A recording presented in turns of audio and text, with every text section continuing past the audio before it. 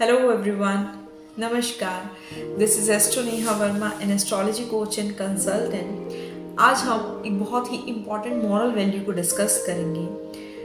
ये moral value हमारे parents भी हमें सिखाते हैं, उसके बाद हमारे टीचर्स भी हमें सिखाते हैं, ये हमारे गुरुजन भी हमें सिखाते हैं.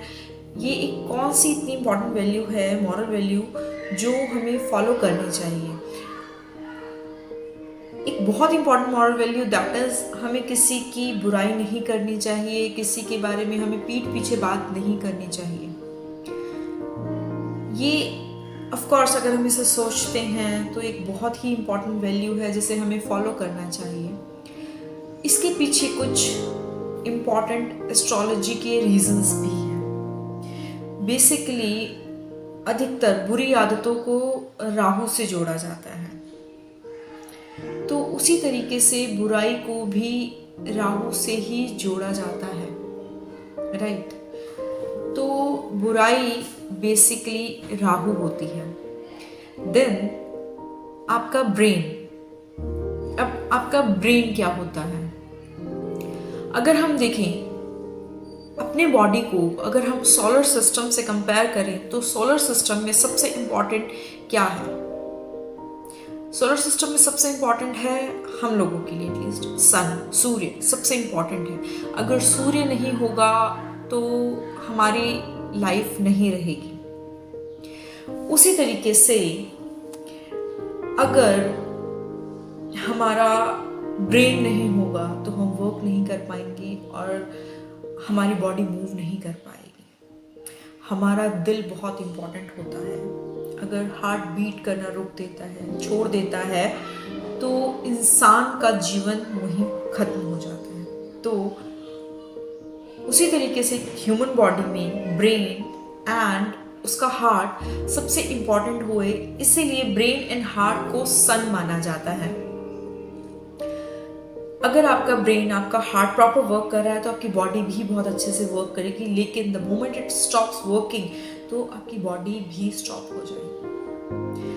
तो इस तरीके से आपका ब्रेन, आपका हार्ट सूर्य होता है. अब what is Ketu?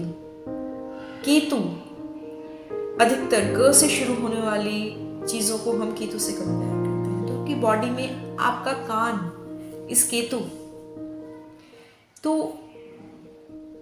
You must be thinking कि इतनी सारी बातें कंफ्यूजन हो गई, बट लेट मी क्लियर. जब हम किसी की बुराई सुनते हैं तो हम यहाँ पर ना अपना एक लॉक लगा देते हैं कि that this person is not good. हम अपने दिल में एक लॉक लगा देते हैं कि that this person is not good, right. तो जब हम बुराइयों को कहाँ से सुनते हैं? हम केतु से सुनते हैं, कान से सुनते हैं.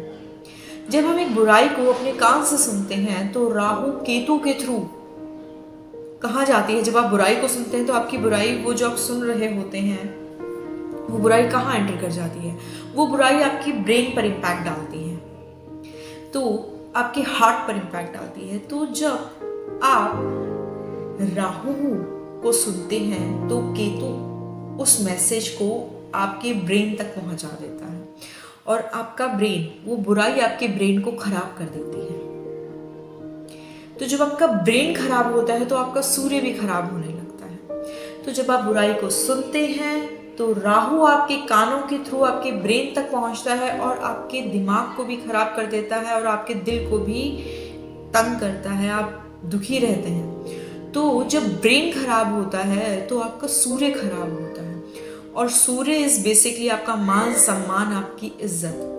तो जब भी आप बहुत ज़्यादा बुराइयों में, गॉसिपिंग में लग जाएंगे तो आप देखेंगे कि आपकी इमेज खराब होने लगी है. तो इट इज़ जस्ट बिकॉज कि आप खुद अपने सूर्य को खराब कर रहे हैं, और सूर्य ही आपके मान सम्मान का होता है. तो from right now I will suggest you कि बुराइयाँ हमें नहीं सुननी है. अगर कोई हमारे सामने करता भी है तो we should avoid that, and हमें तो बिल्कुल नहीं करनी है. इसी तरीके की और इम्पोर्टेंट इन्फॉर्मेशन के लिए kindly like and subscribe my channel, and we will keep on discussing the important issues like this. Till then keep enjoying life. धन्यवाद. नमस्कार.